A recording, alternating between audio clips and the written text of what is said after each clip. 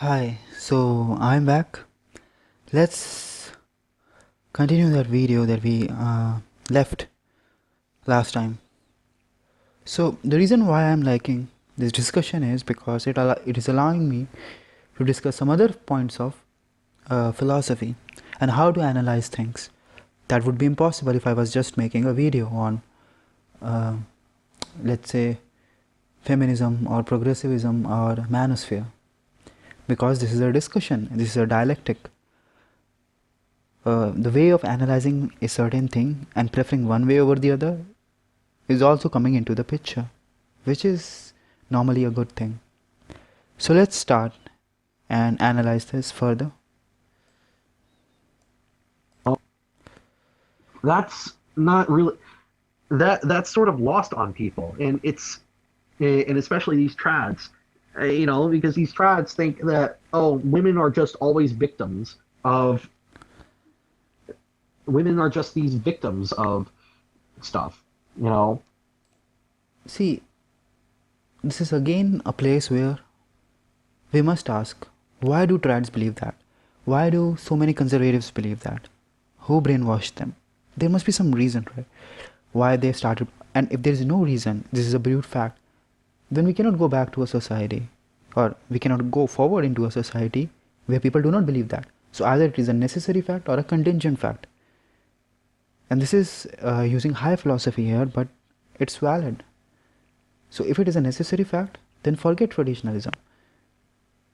And if it is a contingent fact, then if we find a reason for that and dwell on it, perhaps we can also say that even in this case, traditionalism is not justified.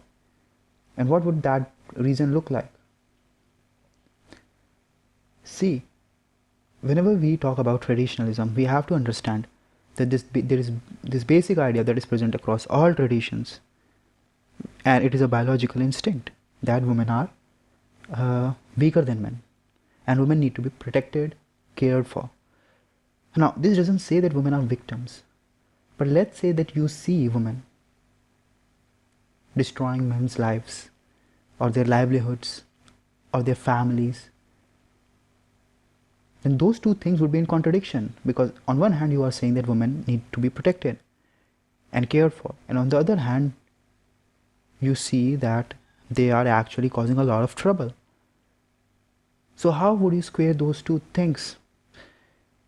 We have a sense of justice, right? And that sense of justice says to us that whenever we are trying to extend some privilege to someone, for example in this case protecting and caring for women, the only just reason for that, there might be many biological reasons, there might be many moral reasons, but the only just reason would be that these people that we are seeing are in terrible condition.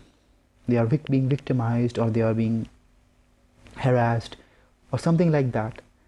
And this is the reason why we are extending a hand to them that they don't have. This is the argument, or this is the instinct, or just judicial instinct that even the left uses. Although left uses it in a wrong sense, but the instinct is really there with us. So the only reason why we believe, why we may justly believe in giving someone a privilege, is when he, according to us, is being victimized. So the second follows from the first. Now it may not immediately follow, it may take some time, but as a society develops, the second thing would become quite common, because you cannot have the two together without any principle that harmonizes the two, and that principle is that women are the victims. And this is the reason why people naturally come to believe this. Why? Because they want to help women, they want to empathize with them, but their justice mentality says no, don't do that. So they have to craft a narrative for that. A very great and good example of that is something that you see often said, which is that a perfect world or something is very similar. I will be using a gist of what is said. So a thing like this is said that women will actually be free only when they are able to walk alone at night. Now this is a very peculiar thing to say. Now someone may say that this is a valid goal. I mean, do you want to harm women, or do you think that the women should be harmed? But remember, if this is just an ideal that is never going to be achieved, then there is no use of saying that. What does that even mean? We can say that same thing about men. And in fact, in many countries of the world, men have a higher homicide rate. So men get killed a lot. And men are also afraid of walking on the streets in the night. They take adequate precautions most of the time when they are walking. Why don't we say that same thing to the men? The reason why we can construct this hypothetical society in our mind, a hypothetical ideal, and put it in practical parlance about women not being victimized is because we empathize with the woman being victimized. This is the motivation of making that claim. We do not say this about men because we understand the reality, and at that time we emphasize that reality more. So we don't say that a man will be free when he's not dying in the workplace, or when he's not committing suicide, or when he's not being killed by other people. Even when the men have higher homicide rate, suicide rate, and workplace death rate. Our empathy is motivating us to create a sort of ideal, and because that ideal is not being reached, and this is a very important analysis of how to understand how real world interactions and our own psychology works. Because the ideal that we have set is so high and it is not being met, even though women may have extra privilege, a lower homicide rate, we still have to pretend that they are the victims in order to satisfy our lust for that ideal. Because that is the only way we can justify that ideal. And this is something that you see often. Often women's woes are extended to the extent it could be reasonably, without looking like a fool. Those are extended by the movies, by the pop culture, by even the people, academicians. And the reason for that is because that is the only way to justify empathy towards them. And because empathy is a biological instinct, unless you are a monk, you will not get rid of it. It is as biological as your breathing, because that is how the system is designed.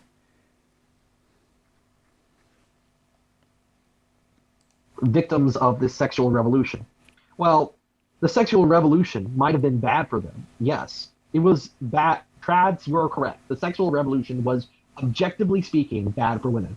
But do you know who were the main drivers of the sexual revolution? Feminists, right? Feminists were some of the main drivers of the sexual revolution, and women in general bought into that. Why? Well, because they thought female empowerment was good or something.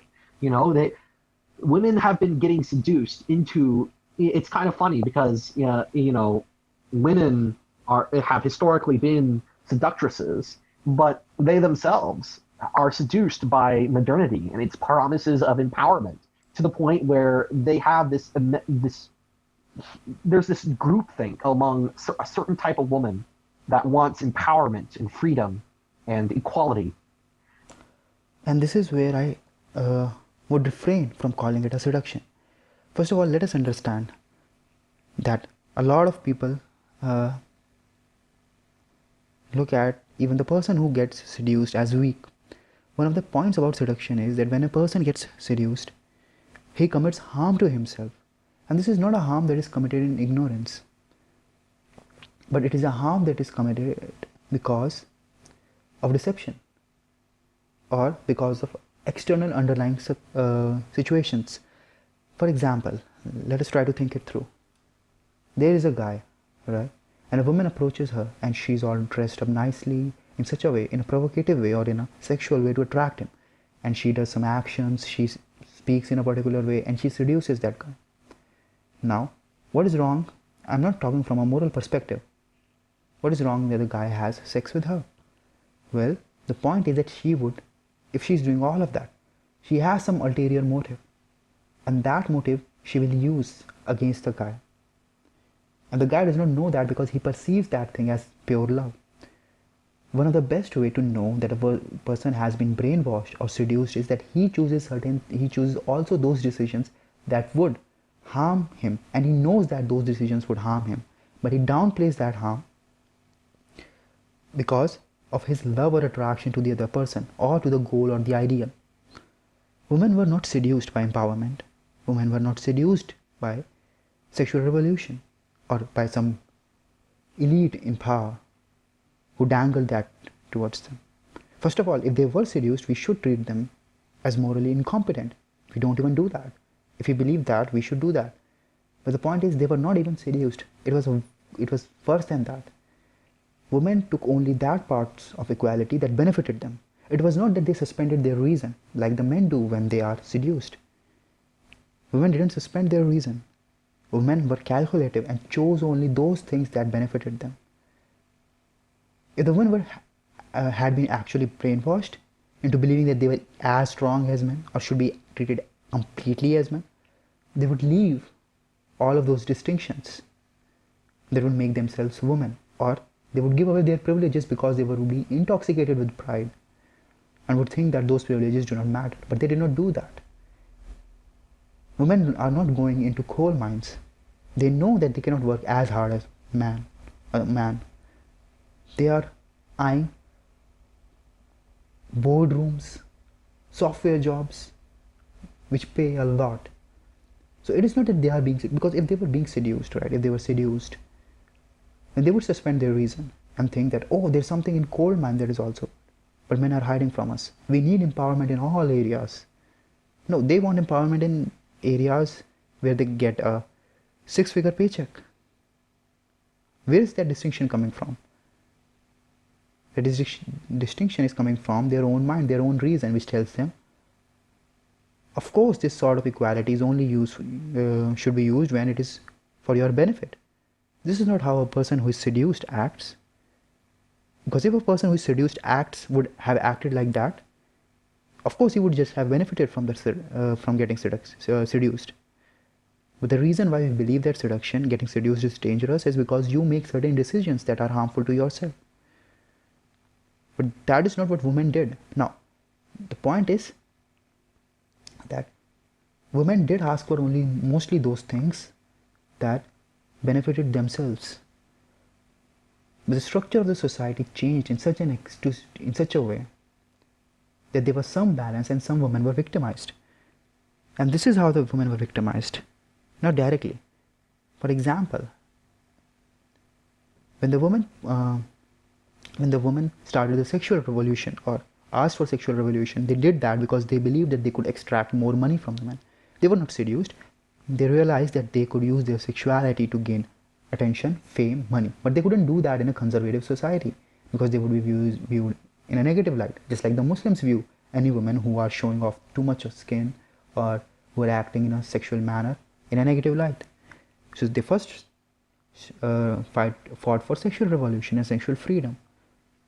Then what happened basically is that without many laws protecting them, it was true that they were able to attract a man to their beauty. But after 10 years, a younger woman could do the same. And so the man would leave his earlier wife and the woman would not get stability, which is something that they needed in the later years of life. And this is something that feminists have written about. They have written that hippie culture was actually disadvantageous for women because they couldn't get long-term commitment. Now, compare this to the guy. The guy was just thinking one thing: I will love the woman and the woman will love me, and there would be free love, that I could go anytime and she could go anytime. And there were some cases in which men were envious and some cases in which women were envious. But slowly, women also realized that they wanted something else too, which was money, property, after their beauty had faded away. And that is the thing that made feminists realize that, oh, this is not working. And made women realize, oh, this is not working. And this is the reason why they also strove for changing of laws and things that gave them better stability. But all of this was not suspension of reason. All of this was done in a very calculative manner. Of course, reality works like that when a hurricane comes, it does not discriminate between men and women. We can try to protect women all the time, but then nature kills them equally. Drought, hurricanes, fires, because they are not driven by morality. They just look at what's there and then they display their own nature. So the hurricane blows people away, fire burns them. Obviously, in a realistic society, it is not that women are so intelligent, so smart, that they will be able to escape negative consequences. Many times they do face negative consequences, and every time the society cannot save them. But that is part and parcel of who we are. And this is and this is not even that bad, because this is what keeps every one of us grounded. Because otherwise we can believe that we can create a society where no woman will be harmed. But the way that we know that all of that is just stupidity on our part and us trying to be God is when we see that the nature doesn't give a damn about all these things, about our morals, about our emotions, about our white knighting. And it may sound absurd thing to say and very hateful or unempathetic way of saying these things, but it is true. Like death is the great equalizer, as they say. These things are or these things show the limit to our strength and our capabilities, and show that the world that is above us does not give or does not care too much about our progressive ideals or any ideals that we have, even the traditionalist ideals. It works normally, as a system should. To the point where they'll, they'll fall for like blatant advertisements that psychologically manipulate them. A perfect example of this. If it is a manipulation, we cannot just say that it is a psychological manipulation. Of course, if we are using a very loose definition of it, we can. But we should be very careful in analyzing words, because we know that this could lead to a sort of issues as we are trying to understand the history. So if you are talking about manipulation in a loose sense, I could agree. But if you are talking about manipulation in the strict sense, no, it is not manipulation.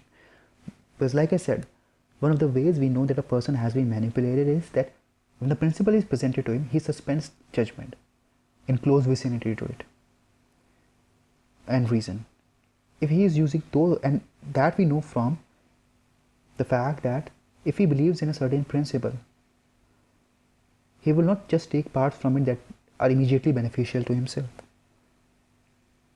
For example, let's say that a person is manipulated to believe by the news media that Trump vaccines would kill him, coronavirus vaccines.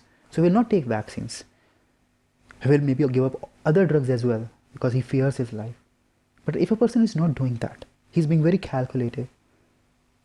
He's not taking Trump vaccine, but he somehow actually takes Trump vaccine a little, or maybe he gets vaccine from other places or something like that. You are clearly seeing that his actions are not consistent, because normally a person who has been manipulated to believe that Trump vaccines are dangerous would believe that Trump has actually conquered the whole of the health department, or at least the top of it, and this is the reason why he can promote a bad vaccine to the people. But if he can do that, you would also not trust other vaccines that have been made by USA or that have US involvement. So your actions would show whether you believe in a thing or not. And people who are manipulated would often make decisions, or people who are manipulated or brainwashed would often make decisions that go against their own interests, and they know that these things are going against their own interests. But they still allow it because they believe in something that is not true. So they imagine a threat that is not there, and this harms their life, and they know that it is harming their life. But it is still better than what they think would happen if they didn't do what they are doing. Historically, there was an advertisement campaign done by Edward Bernays, the nephew of Sigmund Freud. And this advertisement campaign was for a cigarette. And they said that, if you smoke this cigarette, that means you are empowered and free from men and stuff like that. And they bought this. Hook, line, and sinker. Sales for this cigarette went through the roof. Why? Because these advertisement people saw that, if we could sell this product as this consumerist product as female empowerment, we'll have boatloads of money.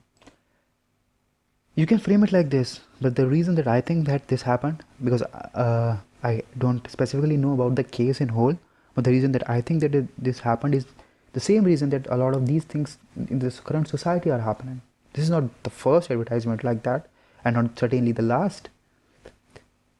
The reason for all of this is, and this is something that feminists also accept, this principle that I'm talking about. Women believed that the men have imposed morals on them, or patriarchy had imposed morals on them, and they could be free. And of course, not following a social or moral thing that is imposed on you makes you free. And they would be free if they didn't follow them. And this was a way for them to show middle finger to it. Was it not? I mean, this is the most reasonable explanation by hearing the case that I can get. The women did that because they had a very interesting idea that they were being denied all these pleasures of the life by men, and they could execute them, and they had as much right to do that, and the society was not allowing them because it wanted to keep them in bondage. This is something that even rebellious teens do. So this is not some manipulation or brainwashing. It is basically capitalizing on a belief that women actually have. What would be a manipulation or brainwashing would be something like showing a woman who is smoking the cigarette and showing that how it is benefiting her in a concrete sense. For example, men are manipulated a lot of times by the advertisements that show that using this product would get you these certain benefits, or using this product is a high class thing, or leave even the men. A great example is iPhone. iPhone promises to give you something that is more concrete, and when I say concrete, I don't mean something tangible. What I mean is something that is that has been said to be accrued by you definitively, and that is status. So in that cases, the manipulation does work, but in this case, saying that they were manipulated does not work, because the only way you can understand the messaging is if you already have the thoughts within you, because nothing concrete is being promised. If there was wealth being promised, if there was status being promised, if there was fame being promised, then you could say that women were being manipulated. But if even then, if the women were being manipulated, they would display suspension of reason in the vicinity of the thing that is being talked about, but they don't. And this has been the relationship between feminism and corporations from the beginning. It's been like this from the beginning, and so. Yes, and this is also a problematic statement, because this is also something that is often said, that corporations advertised or promoted or pushed or manipulated and brainwashed women into accepting jobs so as to lower the wages of men, or lower the overall average working wages. This is a bad argument, because first of all, if you look at, corporations initially discriminated a lot. They would not hire men into HR type jobs, and they would not hire women into the core jobs. And the reason for that is because corporations were run by the people who believed that certain genders were suitable for certain jobs. So corporations didn't do this that much as people think. There might have been some involvement. Similarly, when the women chose to work in corporations, they specifically chose those jobs that benefited them. There was no suspension of reason. If the corporations had promoted, had emotionally manipulated women, all the women would run to work, but they didn't. They only ran to work in two cases. In one case, where they thought that they could get financial independence and could get a job which was very easy, like teaching, or some HR type, some secretary type job. And the second thing is where they thought that they could make a lot of money, and that was better in their judgment than being a housewife. But in these two jobs were the main jobs that women sought. Why didn't women sought harder jobs and less paying jobs? Because in their mind, the thought was not that work, as traditionalists say, that working outside is better and working in home is bad. In their mind, the thought process was, this could benefit me. And all those things, or all those working outside that would not benefit them, they would not pursue that. So it was a calculative decision. It was not like a person who's manipulated into being an anti-vaxxer and says, I will not take any vaccine. If that anti-vaxxer is taking some vaccine but not the others, then you know that he's making calculative decisions. This Victorian conservative attitude, this kind of a female archetype of the seductress, and this kind of empowerment corporate advertisement. These kinds of things are just part of a larger picture that traditionalists, as MGTOW pejoratively call them, which really they're basically Christian conservatives and people who share that. It is worth pointing out that what we mean by the statement that MGTOWs pejoratively call Christian conservatives as traditionalists. First of all, traditionalism is not a pejorative word in and of itself. Now, MGTOWs do not have a high opinion of traditionalism many a times. So this is the reason why it may appear from their tone that they use the words pejoratively, but it is a decent word. See, certain words are pejorative because they carry with them certain connotations. For example, cult is a pejorative word. Pagan was a pejorative word. Barbarian was a pejorative word. But saying someone is a traditionalist is not a pejorative word because it truly represents something that someone believes or someone professes to believe, and it is an adequate, may not be completely accurate, but an adequate representation of someone's positions that can be intellectually defended. Now, the tone could be pejorative, or the tone that can be used could be something that could sound bad, but that itself is not a pejorative use of the word. This is a very important point because the word traditionalist is honestly used because this is something that MGTOWs or Manosphere or even leave them, normies also, sees present in multiple societies. So you could make the many of the same critique about Muslim societies, about the nature of the traditionalists, about the Indian society, about the society in Japan, about societies in China, and on and on and on. So this is not and a lot of normal people also call these people traditionalists. So it is not something that was invented by MGTOWs, but it was a common term given to all of these people because all of these people could be categorized in a similar category. And traditionalist is not a swear word, cuss word, or a word with negative connotations in and of itself. Of course, MGTOWs do not value that often highly, but that is a different thing altogether.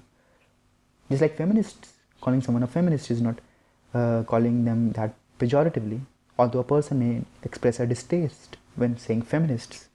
The same is with the traditionalist. Attitude. They just don't get it, right?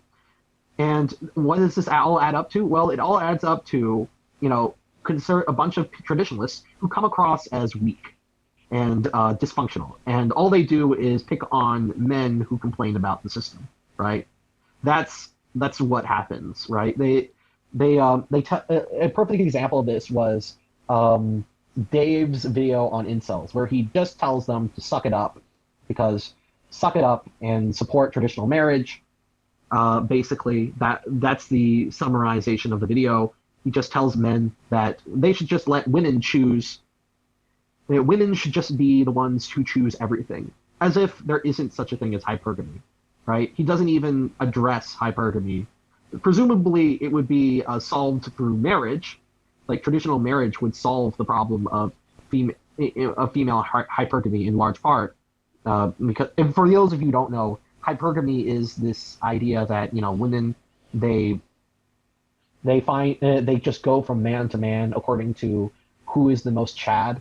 How men are attracted to have kind of polygamous sexual.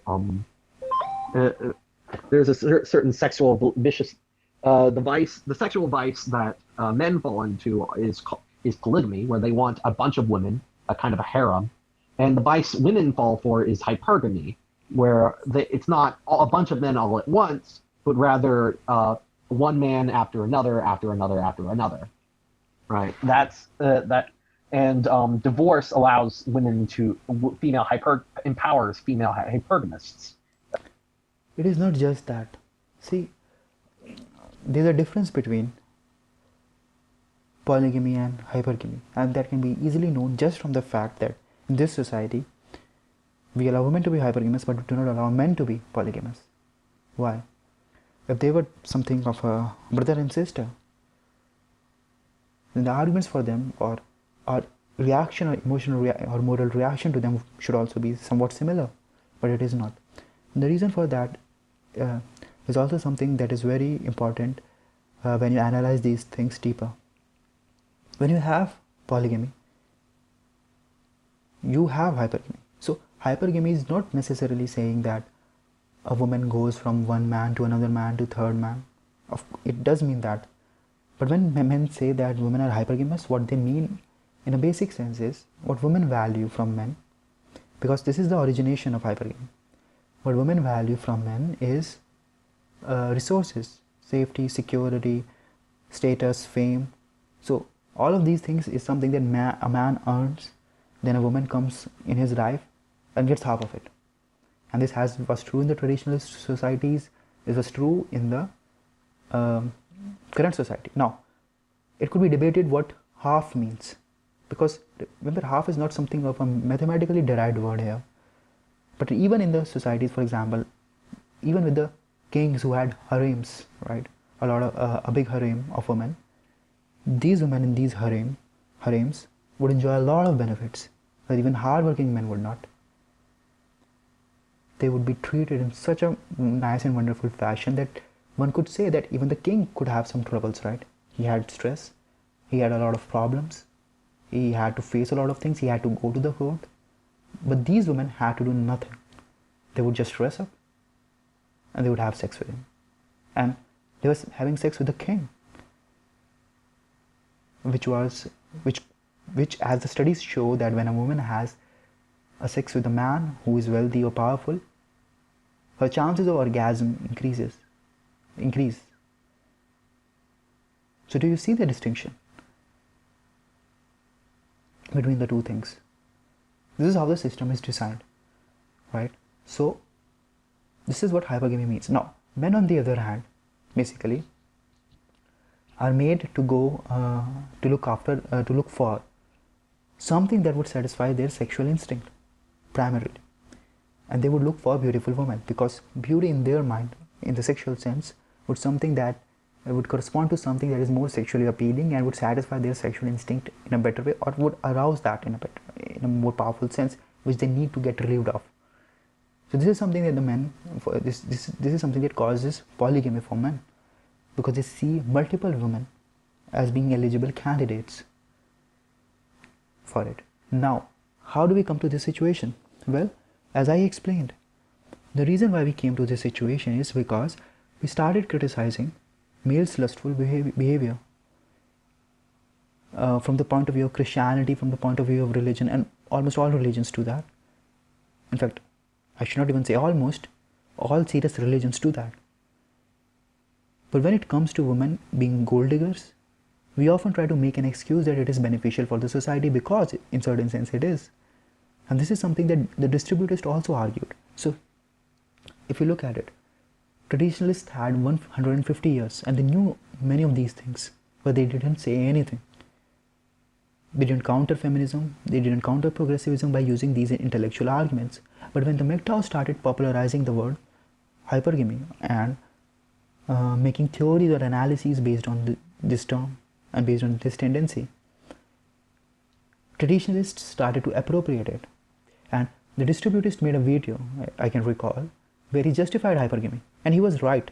The thing that he was analyzing, that hypergamy indeed promotes competition among men, which makes society go forward. And this is something that Jordan Peterson also defended. Remember, Jordan Peterson, because when we are talking about hypergamy, we are not talking about just the hypergamy as it is visible to us.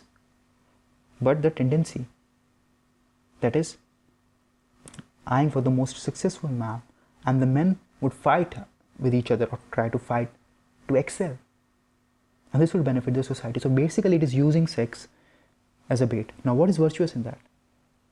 And this is the reason why I would again say traditionalism is not about virtue.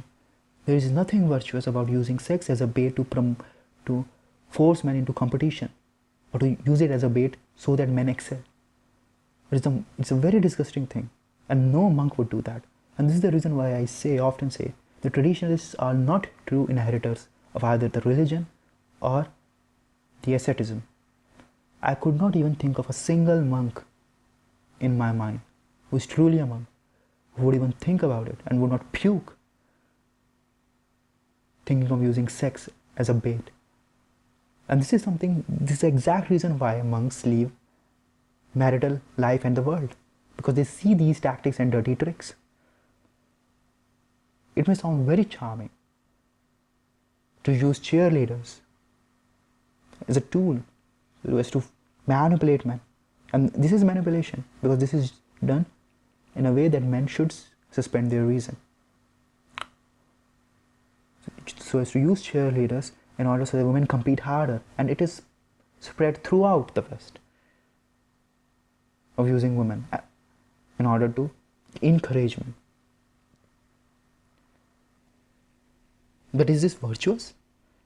But it is not just about virtue. The reason why this exists, along with the complaint that women are being sexualized and stuff like that, and men must not focus on these things but focus on the hard work.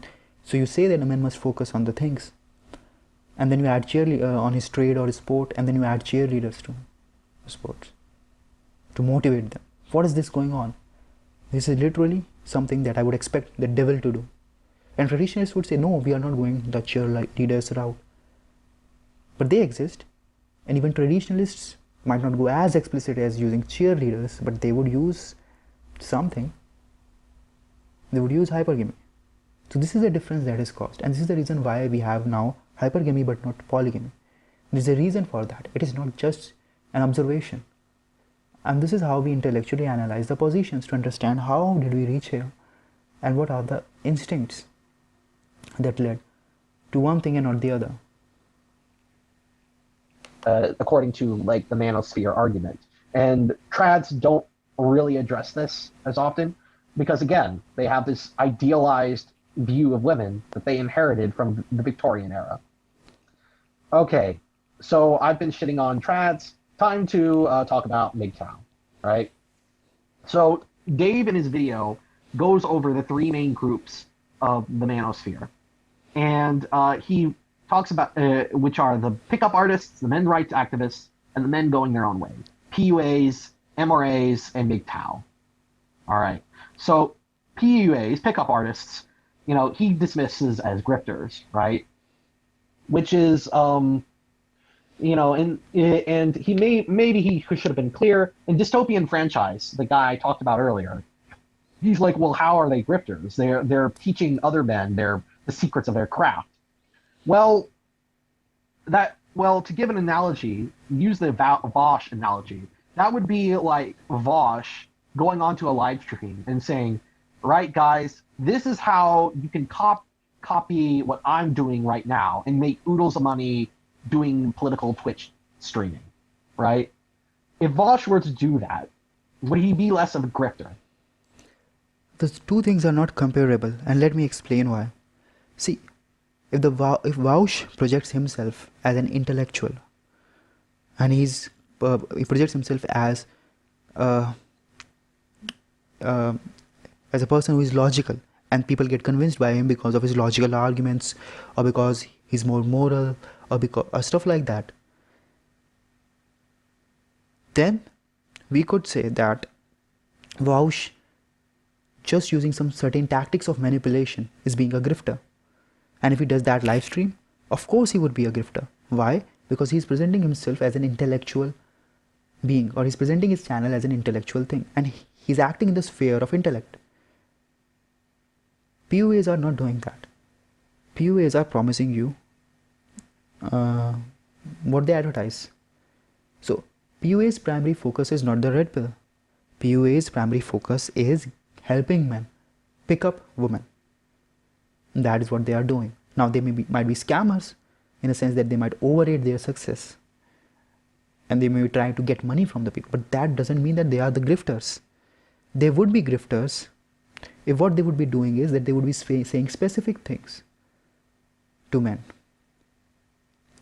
which were lies or which were not completely true, and using some specific tactics of manipulation in order to earn money from the problems that men are facing.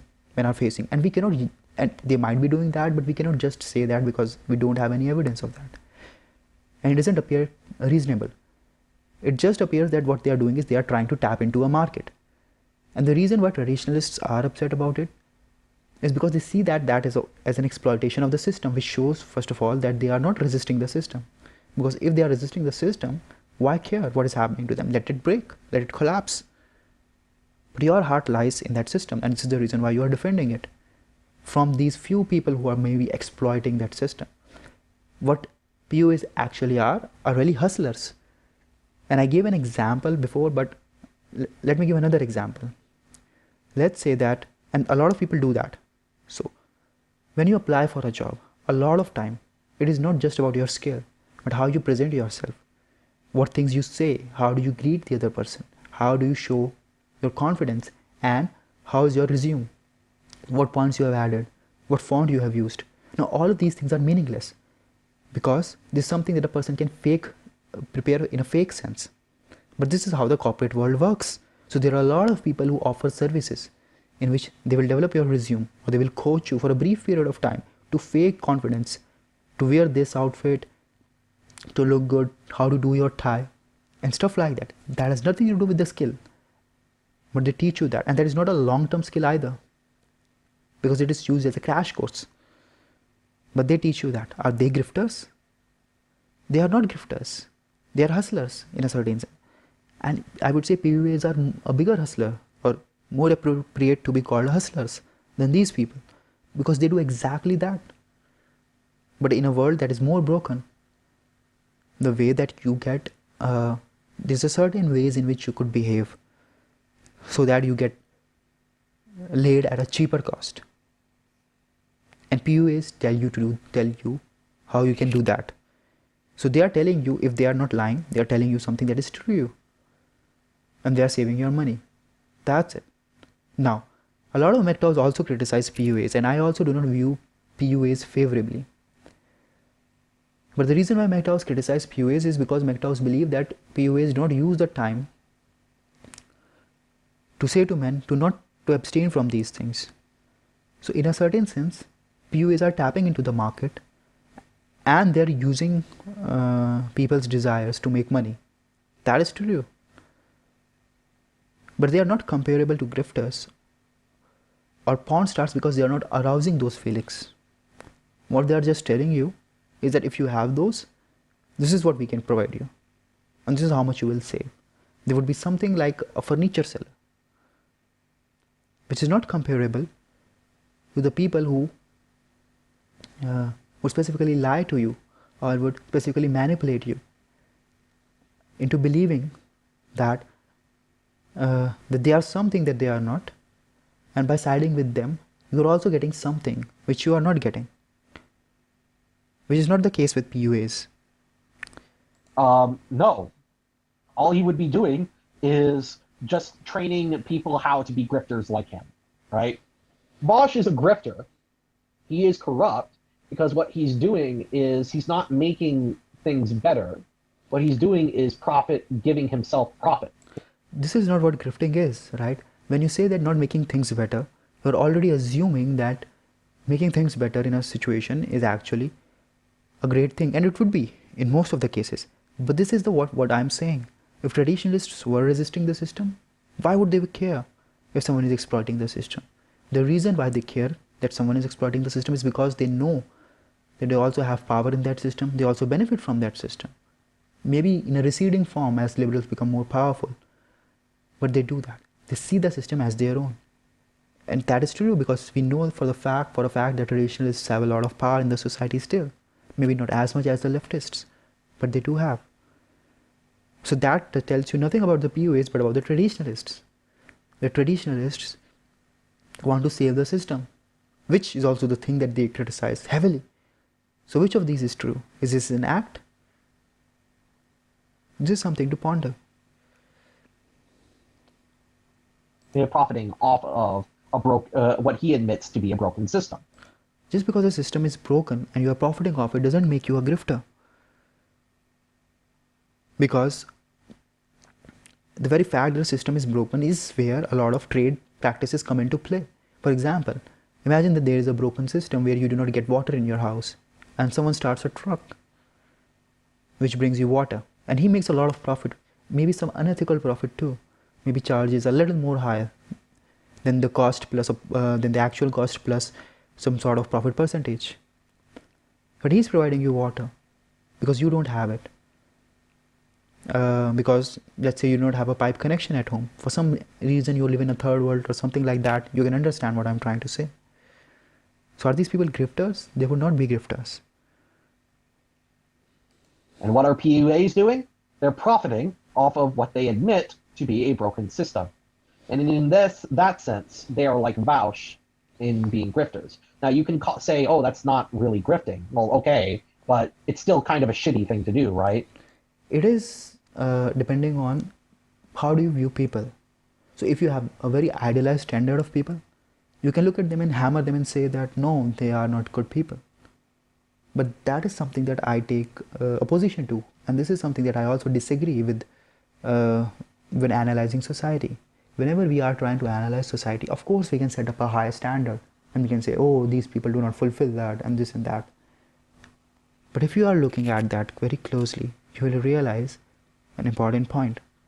What PUAs are doing is something that no one else is doing. And if other people start doing that, then you will not need PUAs. PUAs gained prominence because they were willing to distribute a red pill. They were willing to talk about certain things that you could use in the market, a marketplace of sex, to benefit yourself. And a lot of the other people could have done that to maybe a better end, but they didn't choose to do that. The very fact that PUAs are talking about these things makes them a little more virtuous than every other person who is not doing that. A lot of people would say, no, they are just trying to make off money. But you have to remember that when PUAs talk about these things, if they are not scamming, they are thinking a lot about these things. So they are producing something that is intellectual. They are not going around like Vaush or feminists, just putting on bogus theories. They are relating it to biology. They are relating it to the functioning of the society. They are relating it to male and female nature. Basically, what they are offering is also some sort of an intellectual analysis of these things. And that is valuable, right? So what they are doing requires extra hard work. Now, there might be some PUAs that are not genuine, but overall, when PUAs do that, they give a lot of sound advice. And this is something that Roosh also did. So I'm not sure whether you can call Roosh PUAs or not. People may differ. But Roosh also talked a lot, before he was Christian even, about the real nature of the dating market and of the woman. And that requires hard work. If he was serious and not just lying. If he was thinking through that and sharing it with people, that is sharing of knowledge. That is sharing of your intellect. That is some special thing. Of course, a person cannot be perfect. It's a trade-off. But is it such a bad trade-off to call them a bad person? That must be thought of very carefully. So those people are out. You also have MRAs, and Distributus takes these people to task too, because what are MRAs doing? Well, they're begging the power structures to recognize human rights that have never existed before, and they have no reason to exist, even though the system itself profits from their disenfranchisement, right? So MRAs, those are out because they have no realistic way of getting what they want. That is true, but One of the other functions that MRAs perform, and in case of MRAs, I mostly agree with the distributist, but one of the other functions that MRAs perform is that they get people talking. Again, let's go back and think about how many times conservatives in the previous era, or in these 150 years or so, talk about issues that males face. Now, most of us know that. Most of us can push male suicide rate statistics. Most of us can push male workplace fatality rates. And these are all true, right? These statistics are not controversial, they are published every year. The very fact that we can use these statistics now, the very fact that we can talk about these things, we are talking about these things in a very little sense, but better than nothing, shows a massive improvement over what traditionalists were doing. They had all of these years. They faced women who were saying, we are victims, we are oppressed. And they were attacking traditionalists themselves. Yet still traditionalists did not even try to share even the basic statistics about the issues that males face. And few little times that they might have done that was just to counter the feminist narrative. Why didn't men talk about traditionalist men talk about homeless men? In Christianity, if charity and empathy is considered important, this is something that traditionalist men could have at least pointed out, that there's a huge disparity between the rate of homeless people on the basis of their genders. This is something that even George Orwell points out. But traditionalists do not use that. For what reason? I can understand that you may not like all homeless people and you may believe that they are where they are there because of their own responsibilities, but you can at least use them in an argument. It would help them a little. It would help also your case. So why wouldn't you do that? It is a plus plus. And the reason why they wouldn't do that is because they didn't want to show that men also had issues. Because they want to hold this idea that is the women who have the first right to be protected and cared for. And they want to maintain that narrative. So MR is a massive improvement, and I understand that they may not be able to achieve all of those things that they say. But the very fact that now you could go to a video and you have people talking about certain male statistics that are true. So this is in service of truth, that are relevant to the debate. That even if nothing is achieved, that truth itself has its own value. And this is something that it is not just that MRS did. This is something that MGTOWs also did. And to some extent liberals also. So this alone is a virtue, is it not?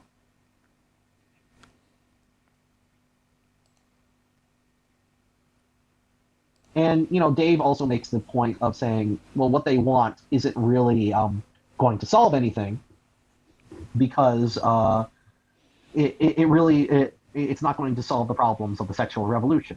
And fair is fair. That's also true of them. Although I would say that what Dave said about how there was a mythical moment in between sexual revolution and feminism where women suffered, and I'm like, dude, right?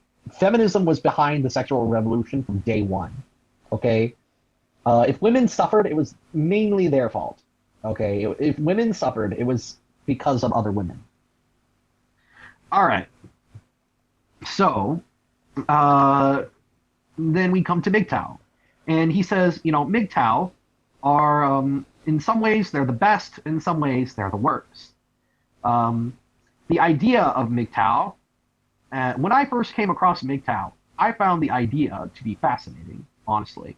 As a person, in all personal message, I think the MGTOW people just have the right idea about the system that we're in right now.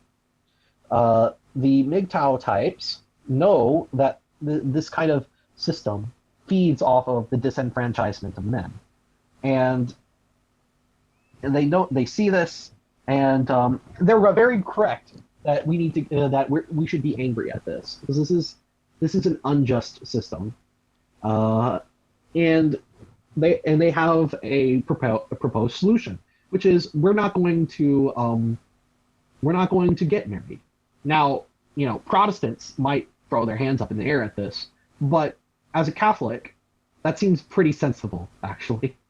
You know, vows of chastity, vows of vows of swearing off marriage.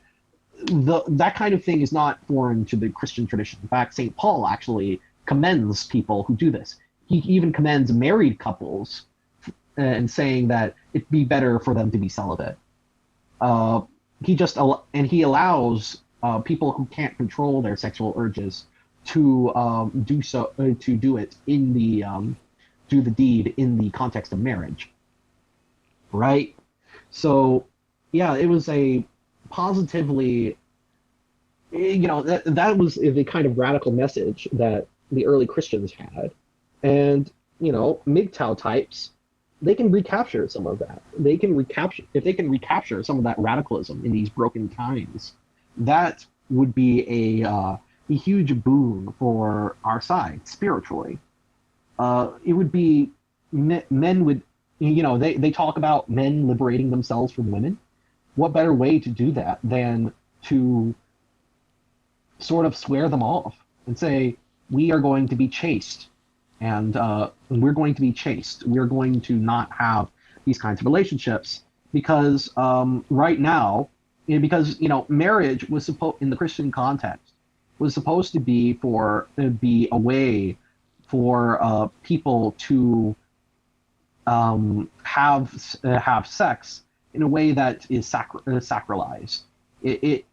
Christian marriage is a way of sacralizing sex so that it doesn't it doesn't destroy a person, and it's very important to regulate the sexual passions to this degree because it can easily destroy a person. We can talk about the 8 daughters of lust later on in this video, but suffice to say, sex destroys a person. Just look at any simp, and you can see that. Now, the problem is that MGTOW are not really free. They are enslaved, not if not to real women, then to pornography, right? And Dave points this out, but Dystopian Franchise doesn't really address this at all in his video, at least as far as I'm aware. Maybe he did somewhere in the depths of his video. I don't know. His video is like 37 minutes long. Maybe somewhere he did it and I just missed it. But if he does address it, he didn't give much time or energy to it. And that was one of the main criticisms Dave had of MGTOW. So I did address it, not completely, because I think that the point is not so strong.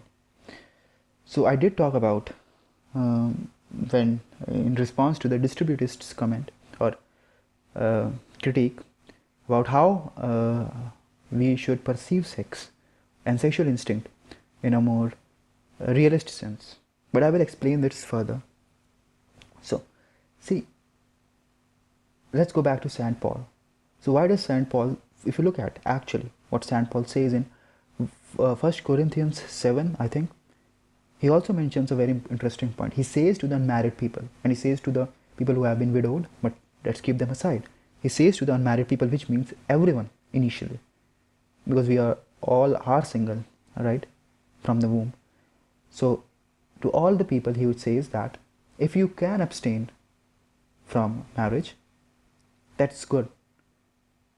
But you can marry if, and I'm paraphrasing, you can marry if you cannot control your passion.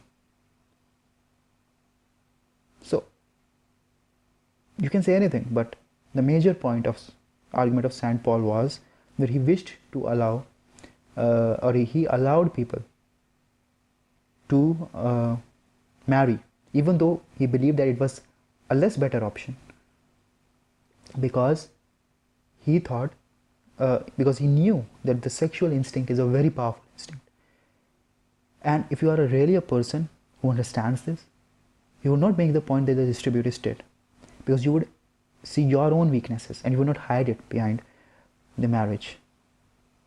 St. Paul knew that. So the point is, only a few people can be monk, a few percentage of people. Most of the people, whether you like it or not, will be run by their sexual instincts, and even the traditionalists do, because if they are not run by it, or if they were not run by it, then why become traditional? Why marry? St. Paul offers you a way out. And he says that you only use that if you cannot control your passions. So if you are a true follower of St. Paul's words and his advice, you would marry only when you realize that you cannot control your passions. The point is, traditionalists, religious traditionalists, Christians in this example, are asking MGTOWs who do not present their movement as religious per se, who do not present their movement as a movement of virtue, they do not present their movement or their sphere of thought as something that is related to Christianity or some stuff like that. And a lot of MGTOWs are not even religious that much. TFM is not that religious. He doesn't believe in God for all practical purposes.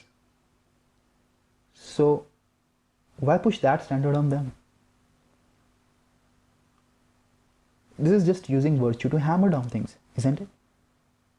What MGTOWs believe is that MGTOWs is about talking about male-female dynamics, and you don't need a certain level of virtue to talk about these things, because these things are thought of by the intellect, and even people with very little virtue, even criminals can have intellect because they have brain.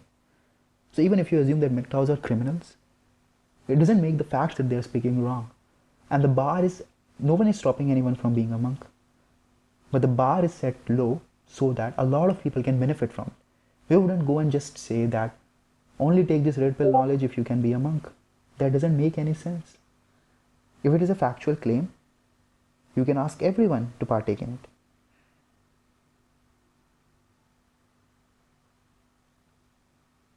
This is something that has to be understood very carefully. MGTOW's goal is to talk about, if there is any goal, but goal of the MGTOW channels, it is much better to say it like this, is to impart this knowledge or impart their theories or their analysis. And this is something that TFM talks about, and he's leaving that discussion with the distributist. So we will not set up a high boundary if we are rational in our movement, or in our intellectual sphere, if we want to achieve that. And if we don't do that, why do we expect MGTOWs to do that?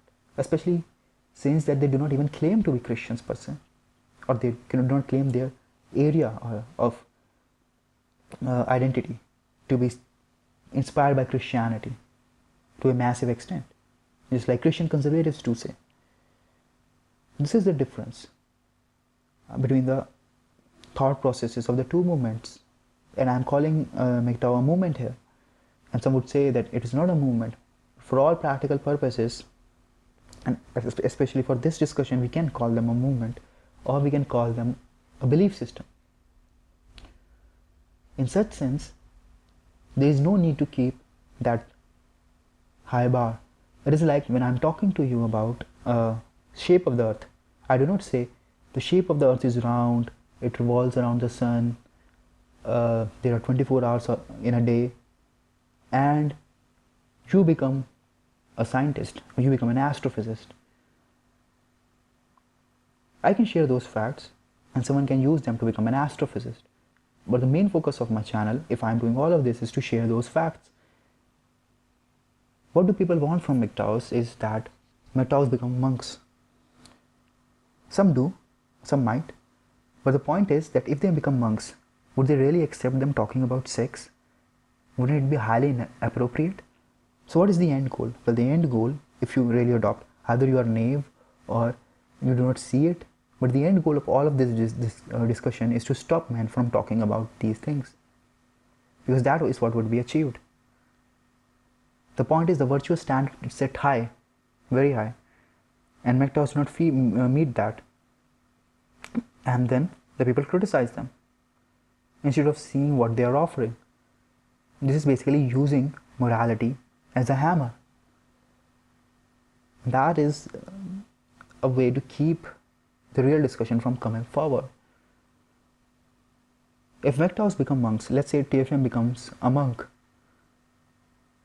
would people like him writing about sex, about hypergamy, about mentioning sexual things and the connotations they have? So it would just kill the knowledge, wouldn't it? Of course, even the people who cannot be virtuous still can benefit from the knowledge, or at least can know it is just a fact. So there is nothing needed to be attached, plastered to it as some additional condition. It's a group identity. And the identity is defined in such a way that people who are serious about it can enter the group, but they don't need to take on several other things just to be the part of the group or part of the identity. And I do not see anything wrong with that. But this is only the part of the objection. The second objection is that they are indeed slave to fake women. And in I would say in many cases that it might be true. However, there is a distinction here, and that distinction would be easily visible if one truly understands what people in the manosphere are saying. Traditionalists do not understand that because they do not see manosphere as being worth to indulge in, because every time someone says something there, they just try to virtuify or moralize that thing instead of just thinking about facts for a moment, for a change. There's a difference. First of all, sexual instinct is a very powerful instinct. It's a very powerful desire, and the nature has kept it that way because it wants it. Maybe it doesn't care about any other desire, but there are two desires that it cares the most about: survival and reproduction. And reproduction is achieved by the sexual desire. So this is something that nature has created in such a manner that it is almost impossible. And this is something that I talked in my video response to the distributist, that it has made this desire so strong that it's basically the chieftain of all desires, because this is something that nature wants to be done, and not to be not done at the expense of any other desire. If there was a desire, let's say, which could have trumped sexual desire, then the nature's plans could have become foiled. So this is the reason why it is a very powerful, important force. So it exists in the traditionalists and it exists in the MGTOWs. However, there is some difference, and we can divide that because we are trying to analyze things. So let's try to analytically analyze. So one of the things is about being slave to your desires, and that is something that I would say traditionalists and MGTOWs both are. Let's say that traditionalists are less of a slave to their desires, but they would have to be, because even if you take St. Paul's words, this is the reason why people should marry, according to him, if they cannot handle or control their passions. But the point is, what MGTOWs get and what traditionalists do not get is that when you have a person, he can make specific demands to you, but some fake character cannot. And this is a very important thing, because a major critique is about how women used their power, their sexual power, along with other power of making people empathize with their condition, in order to cause changes that were not only bad but were unjust. And there were many people who could said to be traditionalists who participated and supported women in these things, and they caused injustice. While if you have that fake woman as your ideal love, you would not do that. Directly, at least, there might be some indirect psychological connection that someone can point to, and that is perhaps an interesting question to discuss. And I'm sure that there will be several factors, but directly, no. But if the woman makes a demand to you, you would say yes, or you would be inclined to say yes, in order to satisfy that real woman. And if traditionalists had fought feminists valiantly and bravely, there's no reason there would be perhaps a way to overlook this fact. But we cannot, because we know that it is historically true that traditionalists were unable to even fight valiantly, let alone win. Let's not talk about winning. To fight valiantly against a woman. And the reason why they didn't was because they are not so virtuous of people who are in completely control of their character. Because if they were, they would have destroyed any arguments that women made. Because they would have no reason to accommodate anything that women wanted to in the system with which they did not agree. Because they would not have been a slave to any of their desires that are related or associated with the woman. Is it not true what I'm saying? This is the difference. Now, I think that This guy applied virtue since he's senses my argument. So he says something. Let's hear that. That they're obsessed with 2D women, and they're basically they like pornography. They like sex toys and sex dolls. I've seen some of them talk about how they want artificial wombs to replace women. You know, that's not healthy behavior. Okay. And this is also, again, a point to be said. See, some people call MGTOWs hedonists, but then people say that they are not doing something which is healthy, when health is related to one's own pleasure. The point is, when the woman, after this feminist movement, but men began talking about all of these things. See, men were not talking about those things earlier, but the reason why they began to talk about those things is because they realized that this is the only way that we could be ensured a system which could perhaps be just. Again, the point goes back to the very same thing. We have had a system in which women are allowed abortions. If you have an artificial womb, women cannot abort. And men could also become fathers. Now, it sounds degenerate, and I think that in certain sense it is. But it will save countless lives. It will save lives in all those cases in which the father wants a child but cannot have it, and the woman has a unilateral power to kill the child. How is that not good? Well, you can look at the good side of these things too. And if you're not choosing to, you must ask why. Because the point is that you are also trying to virtuify things or moralize things. And that is the issue. Instead of looking things in totality and perhaps then disagreeing, you are not doing that. Okay, you're not. How that is freedom from women? I guess you could say it's freedom from women in the very loose sense, and that you don't have to be subject to the whims of a living woman, and instead you can indulge in some fantasy lover that will match everything, that'll be anything you want. It is not just about that. It is also about the fact that that fantasy lover cannot make you something and do something that is unjust. See, this is not just about hedonism, because people forget that MGTOWs is not a collection of a group of hedonists from the previous era that are reborn. It is not neo-hedonism. It is a movement that specifically developed when people began to see a lot of issues with the system.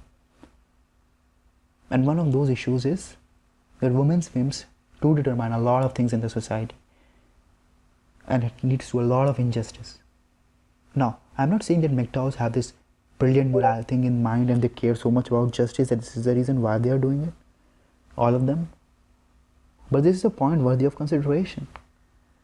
If this was just about neo-hedonism, MGTOWs wouldn't have to talk about these intellectual things. See, this is the major difference, and this is something that traditionalists do not realize or do not want to realize.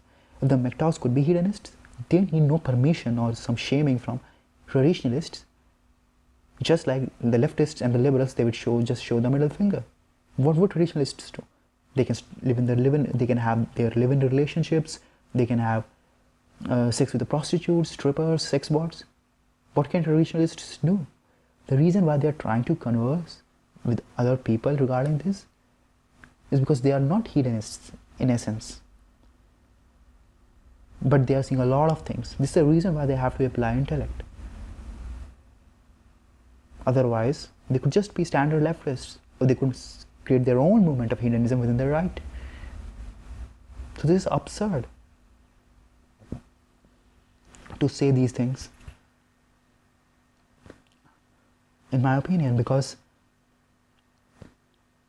the very fact that MGTOWs are coming and arguing with you, even when they believe, many of them believe that the collapse is imminent, and this is something that TFM also said.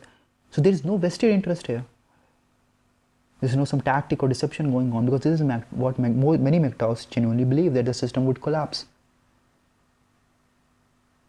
But still, the reason why MGTOWs are willing to talk and discuss is because they have that interest in philosophy and intellectual endeavors. And they might not be the best of the people, but then traditionalists are not even indulged in intellectual endeavors like these. Otherwise, you could simply propose a certain solution. Why don't traditionalists come and show MGTOWs what real virtue is by talking about red pill and still being virtuous and followers of Christ, and not just pushing morality into the factual analysis? They can do that. The distributist can have a second Saturday special every month where he talks about the red pill and male-female dynamics from a factual standpoint, and he can criticize feminism there. And people who are part of the MGTOW will turn to him, and then in other shows he can talk about virtues and traditionalism. But the reason why no traditionalist is doing that is because it's very easy to create a conceptualize an ideal man. But if you look at the fallibility of all the people, you would see that traditionalists are not doing what MGTOWs are doing and what MGTOWs are contributing. And if traditionalists believe that they can because they have that such an impeccable character, why didn't they do for 150 years? They're all the reason and justification to do that. Their churches were being attacked by progressivism and feminism. Their God was being attacked. Their holy book was being attacked. MGTOWs don't do anything like that. So where was that righteous anger at that time? Isn't it worthy of pondering why they were not like that during those times? No matter what, this kind of shadowy harem that is always at your beck and call. That's what how C.S. Lewis described them. But you become enslaved to your lust. You are enslaved to your vice, and that leads you down the path of destruction. But also, the point here is this, right? That all of this would not have happened if the traditionalists were not enslaved to their vice. Because if the traditionalists were not enslaved to their vices, first of all of us are. If you're a Christian, you believe that the world is fallible and no one is perfect. So I'm not sure why this point needs to be raised, except of using, again, what I would say is using virtue as a hammer, which makes it not a virtue but a just morality. But why say these things? Because the whole point, the whole issue would have been solved.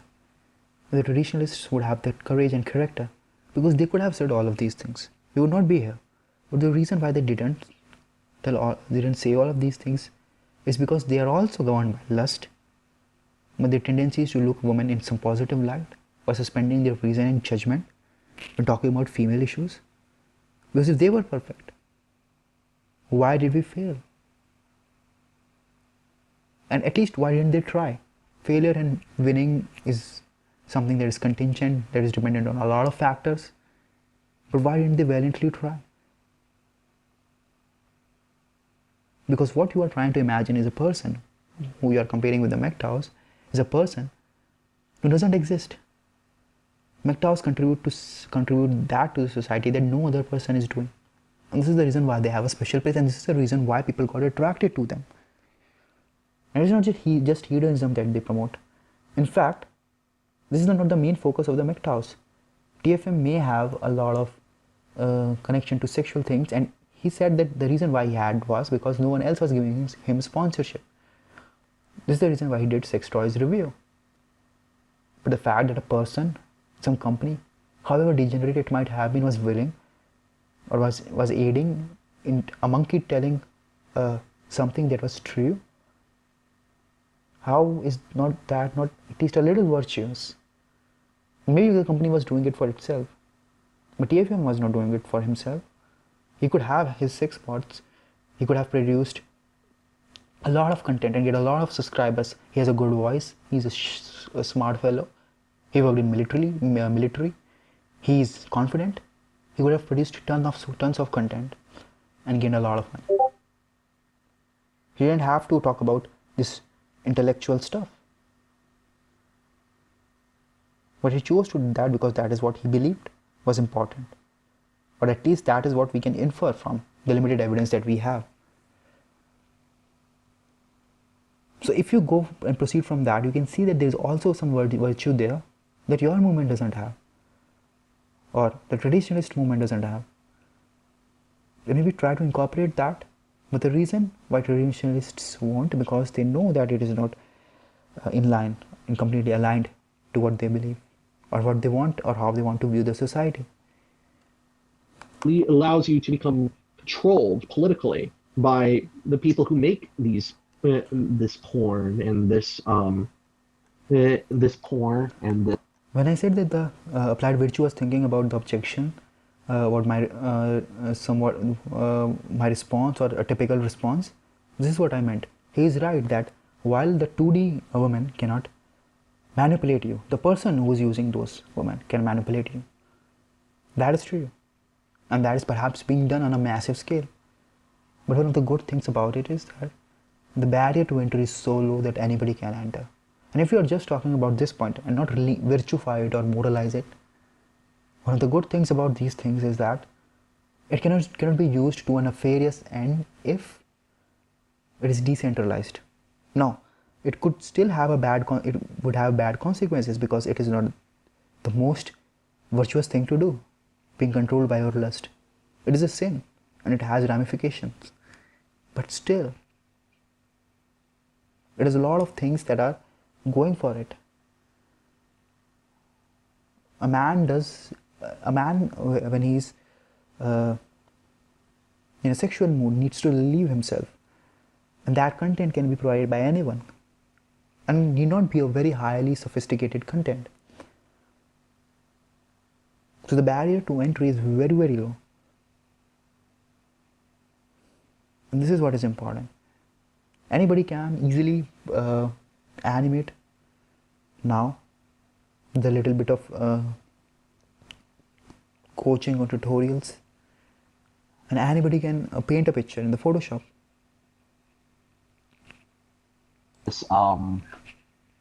And this kind of thing, it makes you into a Coomer that is controlled, and you don't want to be that way. See, being a Coomer is not something that you want to be, but again, just because you're a Coomer, it doesn't mean that you are being controlled for a nefarious end. This is something that we must have to distinguish. Just because someone is Coomer doesn't mean that all the bad things in the world apply to him. A Coomer is bad to the extent that he is a Coomer. But there's such a thing which is called post-nut clarity. Again, we are not comparing virtuous people to degenerate people here. We are comparing, even if there are see, it's the same thing with incels. People don't go and associate with incels or talk with them because incels are doing something massively virtuous. This is the difference between seeing the world by the lens of morality and seeing the world as it is. People go to incels who are attracted to what incels say is because incels are talking about things what they perceive as true and important. The same is with Kumars. If Kumars are talking about those things which are true and no one else is able to talk about those things or is not talking about those things and has not talked about those things for past 150 years, then Kumars are not all bad. If this is the only way we can acquire truth, let it be. Kumars are not more degenerate than the leftists or liberals. And they're giving you something that the traditionalists haven't. And they're giving you truth, which has infinite value. Because truth has value in itself. Virtue does not have value in of itself. And I think a lot of people would say, no, virtue is its own reward. But if virtue is its own reward, it's still a less of a reward than the truth being its own reward. And of course, traditionalists can challenge all of that. They can start their own channels and they can discuss all of these things without being a Kumar. But they wouldn't. They would not. And they have not. And if they do things like that, it would be easily perceived as, it would be easily visible as something that is being done for the show. Because like I said, their philosophy does not allow them to discuss these things. If your goal is literally to be free, then what's the point of being freed from one master only to serve a master who is possibly even worse? No, when a man is attracted to a real woman, he's not serving just one master. He's serving 3 masters. And when a man is just combing, he's serving 1 master. In the latter case, he's just serving his lust. But when a man is going after a woman, real woman, he's serving 3 masters. The first master is the woman herself. The second is lust. And the third is a society, which is using that lust as a bait in order to benefit. And all of these three produce injustice. The woman would use her sexuality to argue for certain things that the man would agree, because he is controlled by the lust. The 2D figure would not do that. The society would use the sexual tendency of the male in order to profit itself, and to use that male in doing things that are against the male's own interests and in the interest of even other males in a very unjust sense. This is what the society taught us. This is the whole point of analyzing last 60 to 80 to 100 years. This is the reason why people say that traditionalists want to go back in time. The MGTOWs say things like that. They do not exactly say that, because it's not about traditionalists going back to the time, as leftists say, of old beliefs and such stuff like that. It is about traditionalists not incorporating what we have known in 80 to 100 years within their intellect, not integrating it. Was this something that we have seen with our own eyes? This is something that we have ample record of. I can go back and look at evolution of all of these things, by the videos, by the podcasts, by the radios, by the written papers. I can read most popular newspapers, most popular news articles. I can see evolution of degeneracy in movies and stuff like that. I can see women's movements. I can see what women were asking or demanding. A lot of it is something that was done without record, but some of it is with record. And if you're honest, you would understand, because we are not living 200, 300 years after sexual revolution. So we know what is true and what is not. We can infer from the things that are present even today, the tendencies. And we should do that. We should not be like traditionalists and close our eyes to that.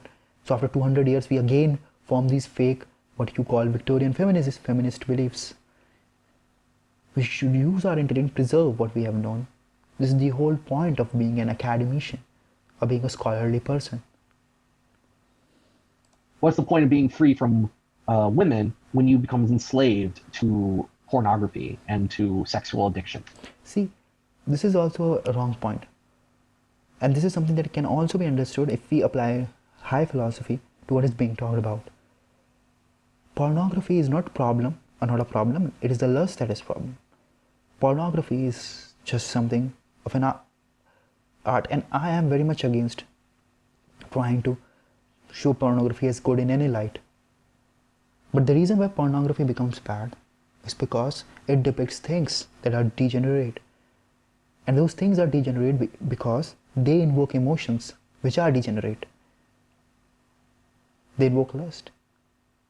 So pornography, going after pornography may be worse than going after a real woman in someone's moral system, but they are both done because of lust. And you can say that no, it is because of love or something like that. But clearly it has a component of lust. You don't go after a woman who you are attracted to. Do not have sex with her. You don't just not think of her in non-sexual terms. Go to Matthew 5:28 when Jesus says, "Whoever looks at a woman with lust in his heart has already committed adultery." Isn't it? So why not apply it here? There is an element of lust involved, and a very strong element of lust involved. Let's be honest. Now, one lust can be worse than the other. That is, I am willing to accept. The type is the same. There is not some special kind of master the traditionalist is free from. So that's one problem with MGTOW, and that's a huge problem that I don't see it being addressed. It is not a huge problem because, see, MGTOW is not promoting all of these things. What MGTOW is promoting is just knowledge. Now, the culture is kind of like that a lot of people are already indulged in that. This is how the society is. And part of it is because of traditionalists. But this is how the society is. What MGTOWs are not doing, and what traditionalists want them to do apparently, is to restrict bad people from entering or getting this knowledge. How do you do that? You have a channel, you share your views, a lot of people buy it and accept it. This is what this is what MGTOWs do. MGTOWs are not promoting all of these things. Some specific MGTOWs are promoting that. And the reason why they are promoting that is because they want to free women, free men, and also free women. Because see, MGTOW is an ace of spades in the deck. One of the biggest complaints of feminists, and this is something that they even said to traditionalists, and traditionalists agree with them, was about low quality bad men, the baddies, the villains, who would rape them, who would abuse them, who would slap them, who would hit them, who would cheat on them. And all of that is solved. All of that whining is solved if MGTOWs go their own way. But the reason why people don't want men to go their own way is because they know that all of these things were too much exaggerated. And a lot of times women benefited from all of these. Most of the time women benefit from their objectification. And so if the men get sex bots and can indulge in those perfect female figures, they might not give attention to the real female, and this is something that she hates. So the whole point here is that it is a power struggle, essentially. No need to virtuify it more than necessary. And this is how we must perceive it, because this is how it is presented. Now, the same things that MGTOWs say can be said in a very good society, in an ideal society. The same thing can be said in heaven too, because it is a factual claim. So the degeneracy is not coming from the MGTOWs. Degeneracy is present in the system, but those degenerate people are also being shared certain red pill, or also being given certain red pills. How is that bad? How is it bad for a man to go and talk to, let's say, a person in the audience who might be, let's say, a Kumar? Talk to him about the nature of the woman, if he is correct. Should he not know that? Does he not deserve to know that? Clearly there is something else which is motivating traditionalists to argue for this, because I see no problem with that.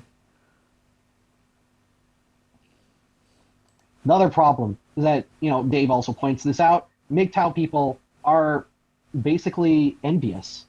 They're envious of men who manage to, under this system, find a wife and find happiness in that sense, right? They see men who are successful despite the system, and they resent them, and they crow on, and they say, oh, well, your wife is going to leave you, you're going to be alone and scared. I know that he will give an example of that, but let me say something before he does that. This is just another good way of looking at things. Whenever you try to put forward an opinion, and a lot of people who disagree, they point out a lot of factors, and they might be motivated by many different emotions.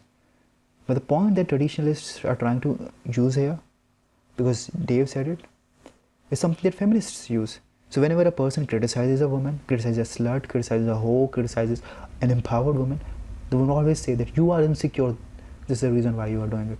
How this is different from that? When a person criticizes, often he is motivated by some emotion.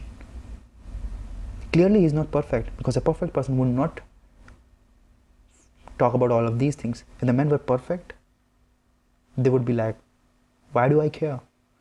Anytime any person criticizes anything, he's criticizing it because he sees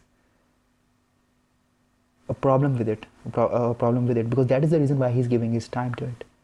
Let's say that MGTOWs are envious of traditionalists, but this is still a bad way, because we must focus on the intellectual arguments, and we must not do it unless and until we are forced to, and we will see whether the distributist was forced to and he wasn't. I mean, I get a lot of criticisms on my video, and I don't start thinking about motivations of the people, which might be more reasonable than what the traditionalists say about MGTOWs. The only time I talk about motivations is when talking about that motivation is necessary just for understanding the basic premise of the moment. But traditionalists already believe that what MGTOWs say is truth for the most part. So they do not have that criticism. You could criticize leftists and you could ponder leftists' motivations Because leftists may say things that you disagree with and you do not know why they say those things. So you believe that they are being guided by some nefarious mind. But if you agree with what the leftist is saying, why ponder about it as a fact, what he's saying in regards to the claim about facts he's making?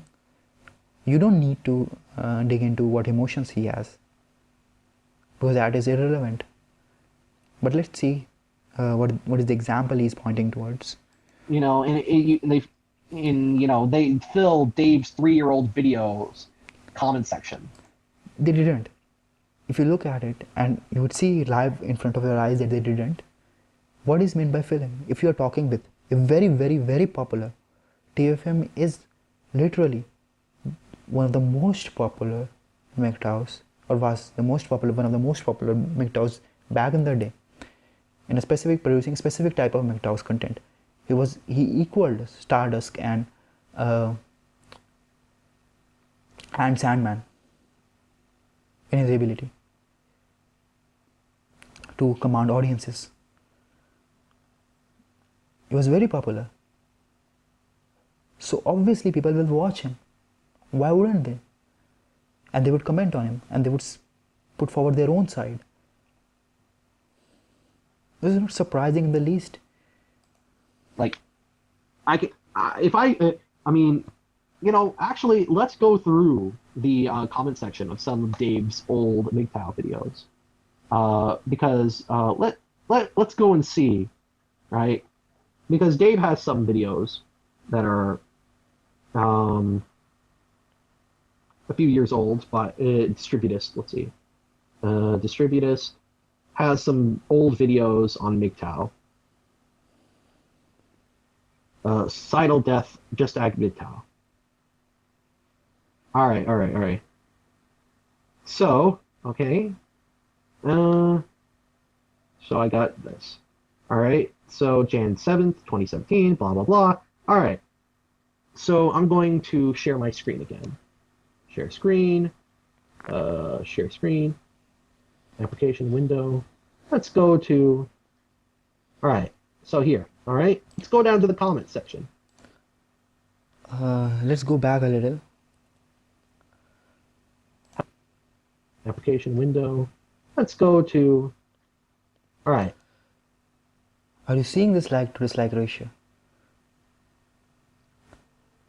Is this really odd for a controversial topic in which you are tackling a popular YouTuber?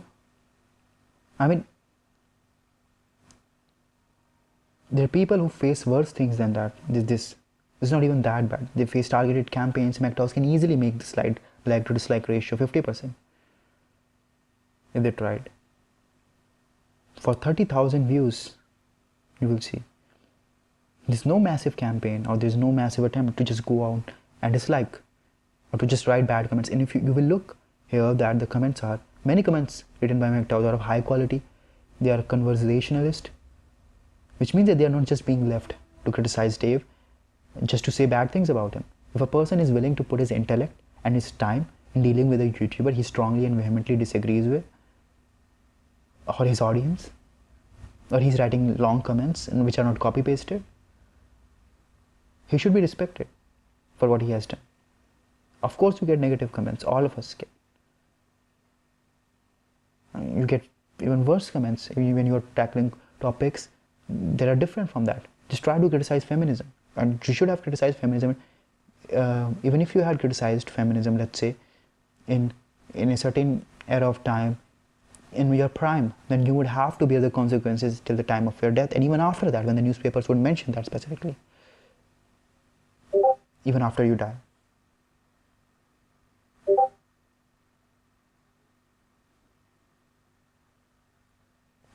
So this is not that bad.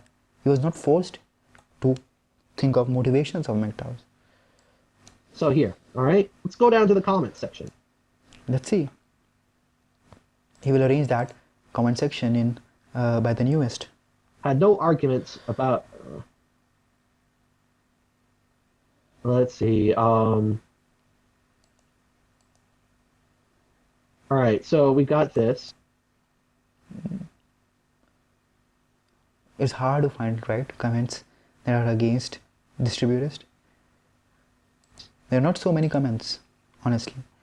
Interesting. Uh, This is the comment that is written by MGTOW, but it is an intellectual comment. It is not intellectual in the sense that it is explaining a point, but it is intellectual in the sense that it is not attacking the distributors personally.